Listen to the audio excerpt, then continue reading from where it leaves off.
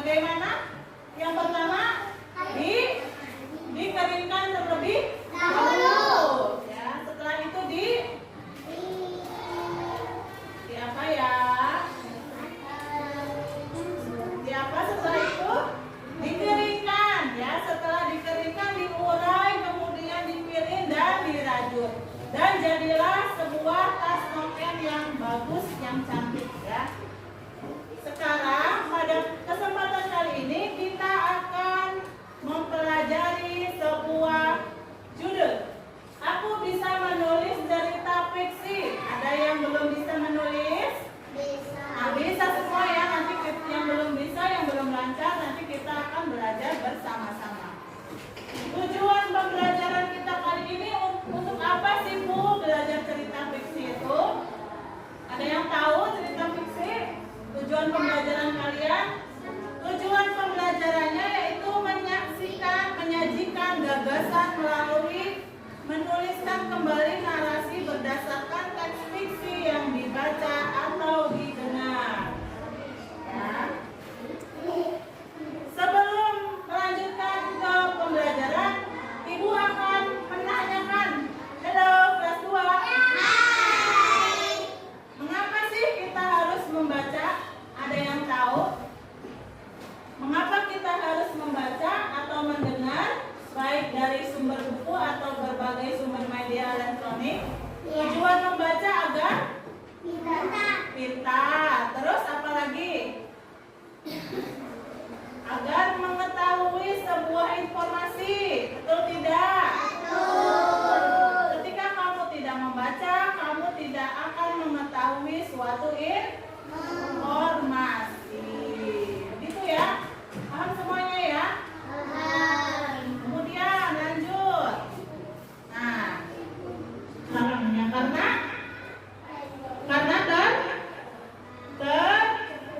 tertutup karena banyaknya buah. Buahnya pada berjatuhan dari sarang keluarga. Julang. Buah pala berjatuhan dari sarang keluarga jurang. Pak Kupu-Kupu menyuruh Pak Jurang untuk membersihkannya. Siapa yang membersihkannya? Namanya Pak Julang. Kemudian, wah, tanahnya berserakan di mana-mana. Seorang tuan nandur menjadi kotor. Keluarga kelinci penyebabnya. Dari tadi mereka menggali-gali tanah. Siapa yang menggali tanah? Kelinci ya, kelinci yang menggali tanah. Kemudian, ya itu sedang menggali tanah. Tuh, Pak tikusnya. Pak Kupu-Kupu menyuruh mereka merapikan tanah itu kembali. Kemudian Bu Kelinci segera menyapu. Namun kelinci kecil malah bermain perosotan di gundukan tanah. Siapa yang masih sering main perosotan? Asik gak? Asik ya. Iya, hati-hati kalau main perosotan biar tidak terjatuh. Kemudian cerita yang selanjutnya. Aduh, banyak buah kersen menancap di duri para ekidna. Buah-buah kersen itu sisa makanan tuan tikus. Ya, jadi sisa makanan si tikusnya pada jatuh ke bawah. Pak Kupu-Kupu meminta tuan Kus-Kus membersihkannya. Kemudian tuan Kus-Kus turun untuk menolong para ekidna. Namun sebenarnya dia itu mengantuk. Kalian mengantuk tidak? Tidak ya, masih semangat belajar ya? Ya? Kelas 2? Kelas 2? Masih siap mendengarkan cerita dari Ibu? Dengarkan, pasang telinganya baik-baik ya.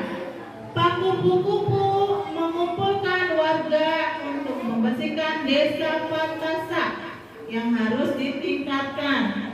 Semua harus ikut membersihkan desa. Untuk itu Tuan Kasuri bersedia membantu. Pertanyaannya, siapa yang membantu desa untuk membersihkan? Tuan Kasuari. Ya. Kemudian warga setuju, mereka ingin desa Pantasa bersih. Namun Gua Labi khawatir. Siapa yang khawatir? Gua Labi. Setiap hari Pak Kasuari akan sibuk. Lalu kapan dia mencari buah untuk anak-anaknya? Kemudian berlanjut. Tuh di situ banyak gambar ya. Ada gambar Kasuari, ada gambar kupu-kupu. Nah, warga harus bergotong royong, kata Pak Kupu-kupu. Tiap hari warga harus memberi buah untuk keluarga Kasuari. Pak Kupu-kupu menyiapkan daftar buah-buahan yang harus mereka bawa.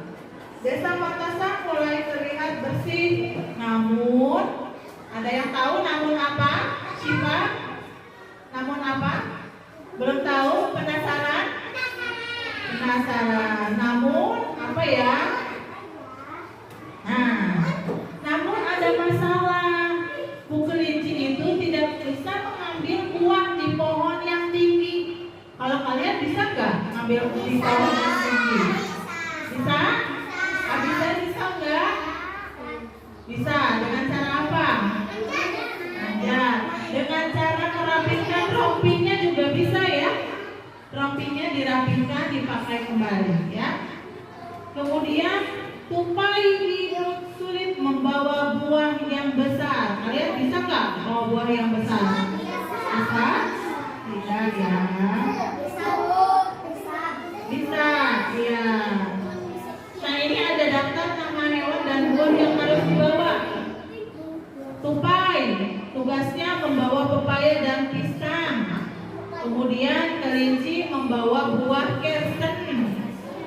Tikus membawa buah apa? Tikus membawa buah salak, ya. Tupai imut dan bu kelinci kesulitan membawa buah besar sesuai daftar. Ya. Sarang mereka itu sangat kecil, sampah mereka juga sedikit.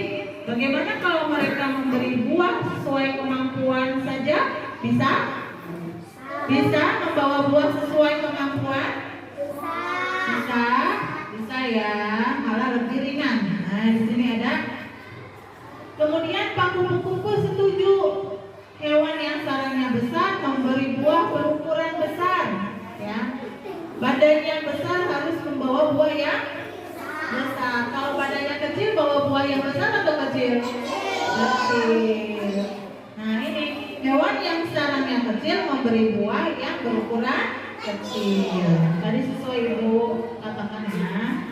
Kemudian, nah kalau begini kan adil. Setiap warga menyetorkan buah sesuai ukuran sarang mereka, jadi tidak keberatan ya. Tuh, semuanya tertib baris sesuai badan mereka. Gajah bawa apa ini? Bawa buah nangka dan durian ya, sesuai dengan ukurannya. Kemudian si kupu-kupu, kalau kupu-kupu kan badannya kecil, makanya dia membawa buah yang kecil juga ya. Tuh, tikus juga kecil buahnya ya. Ular. Nah yang terakhir, Tuan Kasuari bekerja dengan penuh semangat. Dia selalu punya buah untuk dibawa pulang. Dan akhirnya desa Pantasi ini bersih dan rapi. Nah, biasanya kalau desanya bersih dan rapi atau rumah kalian bersih dan rapi, nyaman tidak? Nyaman. Nah, di sini ada beberapa glosarium atau kata-kata yang belum pernah kalian dengar ya. Sudah, akhirnya warga desa Pantasi sibuk dan tidak sempat membersihkan lingkungannya.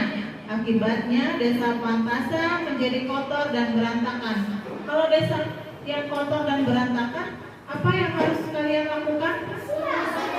bersih-bersih dengan sendiri atau bergotong royong? Bergotong royong. Itu sudah bagikan LKPD ya.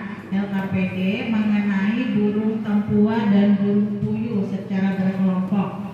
Setelah teman-teman tadi sudah mempresentasikan hasil LKPD-nya, sekarang kita merefleksikan ya, merefleksikan apa yang sudah kalian pelajari tadi sama Ibu. Yang pertama, cerita apa ya? Cerita bukan yang sebelum burung. Cerita apa tadi? Cerita fiksi ya. Judulnya apa? Ada yang masih ingat judulnya? Judulnya burung buah untuk Tuan Kasuari. Pesan moral dari cerita tersebut apa? Masih ingat? Masih ingat bahwa desa akan bersih jika kita bergotong royong bersama untuk membersihkan. Kemudian cerita yang tadi kalian tonton cerita apa? Cerita yang tadi kalian tonton cerita apa? Dongeng apa judulnya?